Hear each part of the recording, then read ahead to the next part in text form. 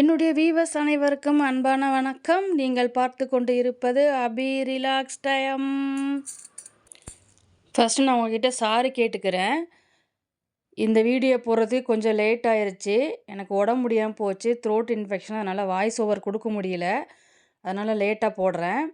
இது ஒரு continuity video. இதோட ஃபஸ்ட்டு வீடியோ பார்க்காதவங்களுக்கு நான் அதை கூட லிங்க் கொடுக்குறேன், அதை பாருங்கள். ரொம்ப அருமையாக இருக்குது, எனக்கு ரொம்ப பிடிச்சிருக்கு இந்த இடம்.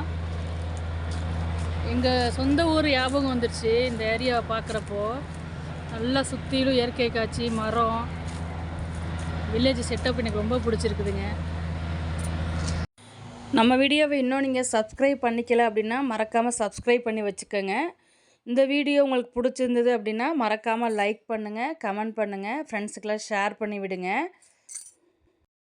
சர்ப்ரைஸ்ன்னு சொல்லி தோப்புக்கு கூட்டிகிட்டு போகவும், நானும் இந்த தோப்பை தான் விலை பேச கூப்பிட்டு வந்துட்டு போகிறோம் அப்படின்னு எனக்கு ஒரு ஆசையாகிருச்சு. நமக்கு தெரியாமல் இப்படி ஒரு சர்ப்ரைஸா அப்படின்னு நானும் அப்படியே ரொம்ப ஆச்சரியப்பட்டு போனேன். அப்புறமா தான் புரிஞ்சுது சர்ப்ரைஸு இந்த குட்டிகள் தான் அப்படின்னு சொல்லிட்டு. இது அதை விட சர்ப்ரைஸாக இருந்துச்சு. இங்கே பாருங்கள், எவ்வளோ க்யூட்டான பப்பீஸு ஒரே இடத்துல. நானே இப்போ தாங்க ஃபஸ்ட் டைம் இவ்வளோ பப்பீஸு ஒரே இடத்துல பார்க்குறேன். என்னால் ஆச்சரியம் தாங்க முடியல. இந்த பப்பீஸ் எடுத்துகிட்டு போகிறதுக்கு தான் எங்கள் வீட்டில் கால் பண்ணி வர சொல்லியிருக்கிறாங்க. ரொம்ப அருமையாக இருந்தது. ஒன்று ஒவ்வொரு கலரில். அதுவும் என்னை விட என் பொண்ணு ரொம்ப ஆசைப்பட்டுருச்சு. அவங்களுக்கு பப்பீஸ் லவ்வர் அவங்க.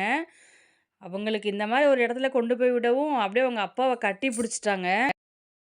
ஆனால் அந்த பப்பீஸை நான் கண்டுபிடிக்கிறதுக்கு ரொம்ப டைம் ஆயிடுச்சு.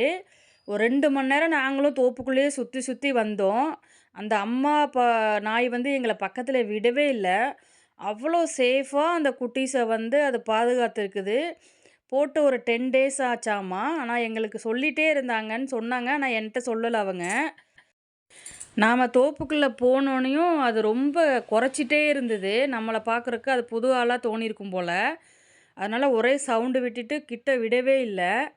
அப்புறம் என் ஹஸ்பண்டுக்கு பழக்கமானனால அவங்க கூப்பிட்டு கொஞ்சம் கொஞ்சிகிட்டு இருந்தாங்க. அப்புறமா தான் அது கொஞ்சம் காம்ப்ரமைஸ் ஆச்சு. அப்புறம் மறுபடியும் கடைக்கு போயிட்டு பிஸ்கட்லாம் வாங்கிட்டு போட்டு கொஞ்சம் சமாதானப்படுத்தியாச்சு. ஆனால் ரொம்ப நேரம் நம்ம அங்கே டைம் ஸ்பெண்ட் பண்ணதுனால அது நம்ம மேலே கொஞ்சம் நம்பிக்கை வந்துருச்சு. தூரமாக அது போயிடுச்சு. அப்புறம் தான் நம்ம கிட்ட போக முடிஞ்சுது. ஆனால் குட்டீஸ் வெளியில் வரவே இல்லை. சவுண்டு மட்டும் கேட்டுகிட்டே இருந்தது. அதுக்குள்ளே தான் இருக்குதுன்னு நாங்கள் நம்பிட்டு உட்காந்துருந்தோம். ஆனால் வெளியில் கொண்டுட்டு வர முடியல. அதை எப்படி எடுக்கிறதுன்னு எங்களுக்கும் தெரியல. ரொம்ப நேரம் நம்ம அதிலே டைம் ஸ்பெண்ட் பண்ணிவிட்டு அப்புறம் தோப்பில் நல்லா சுற்றி பார்த்தோம்.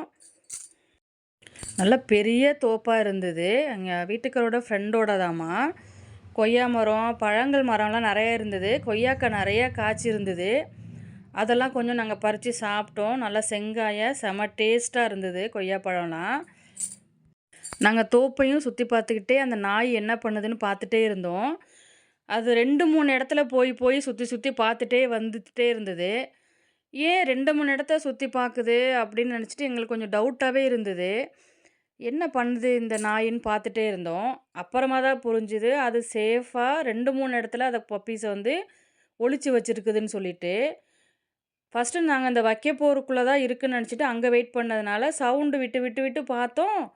ரொம்ப லேட்டாச்சு. அப்புறமா இவங்க கையை விட்டு எடுத்து பார்த்தாங்க. ஒரே ஒரு குட்டி மட்டும் தான் வந்தது. பிளாக் கலர் பப்பீஸ் இருந்தது. ரொம்ப க்யூட்டாக அழகாக இருந்தது. அப்புறம் அவங்க அம்மாக்கிட்ட விட்டுட்டு அதை பால் குடிக்கிறதுக்கு விட்டுட்டு நான் கொஞ்சம் தூரமாக போயிட்டோம். அப்புறம் கொஞ்ச நேரம் கழித்து இன்னொரு இடத்த போய் போய் சுற்றி பார்த்துட்டே இருந்தது. அங்கே என்னடா இருக்குதுன்னு சொல்லி அங்கே போய் பார்க்கலான்னு சொல்லிட்டு போய் பார்த்தோம். நீங்கள் நம்புவீங்களா என்னன்னு தெரியல. அதோட தாயோட அறிவை ஒரே இடத்துல பப்பீஸ் வச்சுருந்தா எடுத்துகிட்டு போவாங்கன்னு நினச்சிச்சா என்னன்னு உண்மையிலே எனக்கு புரியலைங்க. அது கொஞ்சம் கொஞ்சமாக 2 2 பப்பியாக வேறு வேறு லொக்கேஷனில் வச்சுருந்தது. எனக்கு அப்படியே ஒரு நிமிஷம் ஸ்டன் ஆயிடுச்சு அதோட தாய் பாசத்தை பார்த்துட்டு. பாருங்கள், தனித்தனியாக 2 2 குட்டியாக வச்சுருக்குது. மொத்தமாக அதை 7 குட்டி போட்டுச்சுன்னு சொன்னாங்களாமா. ஆனால் நான் கேள்விப்பட்ட வரைக்கும் குட்டியை ஒரே இடத்துல வச்சு பாதுகாக்கும் அப்படிங்கிறது மாதிரி தான் நான் கேள்விப்பட்டிருந்தேன். ஆனால் இதை பார்த்தோன்னே எனக்கே ரொம்ப ஆச்சரியமாக இருந்தது. எப்படிடா இது அப்படின்னு நினச்சி யோசித்தோம். அப்புறம் எல்லா குட்டியுமே செம அழகாக க்யூட்டாக இருந்ததுங்க. எங்களுக்கு எதை எடுக்கிறதுனே தெரியல. ரொம்ப ஆசையாக எல்லாத்தையும் எடுத்துகிட்டு போயிடலாமா அப்படின்னு சொல்லி நாங்கள் ஆசைப்பட்டுட்டு இருந்தோம். எதையாச்சும் ஒண்ணு எடுத்துக்கங்கப்பா, எல்லாத்தையும் வளர்க்குறதுக்கு நம்மளால முடியாது அப்படின்னு கேட்டுக்கிட்டாங்க எங்க வீட்ல. சரி நம்ம எத செலக்ட் பண்றதுங்கிறதே ஒரு கன்ஃப்யூஷனா போயிட்டுருந்தது. எனக்கு வந்து ஃபீமேல் பப்பி எடுத்துட்டு போ வேணாம், மேல் பப்பி செலக்ட் பண்ணிக்கலாம் அப்படின்னு சொல்லிட்டு ஆசை. ஆனா என் பொண்ணுக்கு என்னன்னே தெரியலங்க. ஏம்மா ஃபீமேல் வேணான்னு சொல்றீங்கன்னு ரொம்ப ஃபீல் பண்ணிட்டா. சரி பரவால்ல நம்ம ஃபீமேல் பப்பியே எடுத்துக்கலான்னு சொல்லி இந்த பப்பிய நாங்க செலக்ட் பண்ணிக்கிட்டோம். ரொம்ப அழகான கலரு.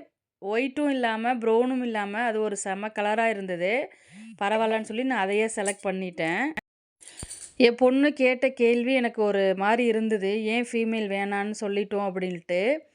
இருந்தாலும் ஃபீமேல் வந்து வீட்ல வளர்க்குறதுக்கான பக்குவம் வந்து நெறைய வேணும்னு சொல்லுவாங்க.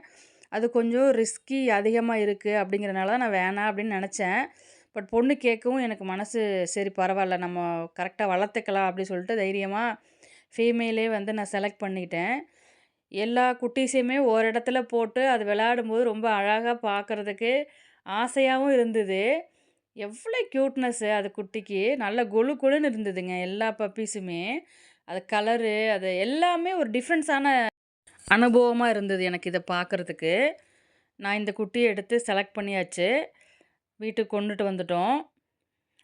நம்மளோட சோட்டோட ரியாக்ஷன் எப்படி இருந்ததுன்னு உங்களுக்கு செம க்யூட்டா இருந்தது. உங்களுக்கு அந்த வீடியோவ நாளைக்கு நான் போஸ்ட் பண்றேன்.